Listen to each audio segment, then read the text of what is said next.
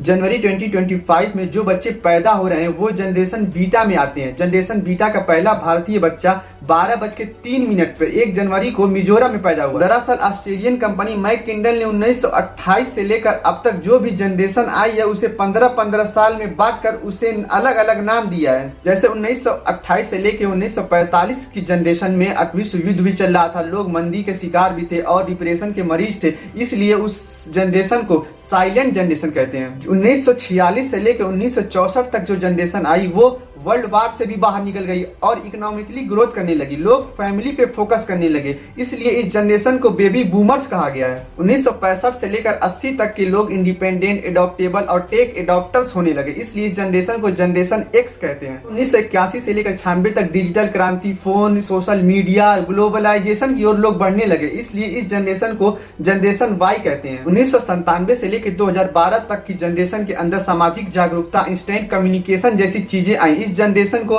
Generation Z कहते हैं। 2013 से लेकर 24 तक हाई टेक्नोलॉजी आ गई, चिल्ड्रेन को चिल्ड्रेंस ऑफ मिलेनियल्स में रखा गया और इस जनरेशन को जनरेशन अल्फा कहते हैं। 2025 से लेकर 39 तक जनरेशन बीटा देखेगी कि दुनिया कैसे सस्टेनेबिलिटी पे काम कर रही है और लोग सिटीजनशिप के मामले में ग्लोबलाइज हो रहे हैं और एआई में वो जिएंगे।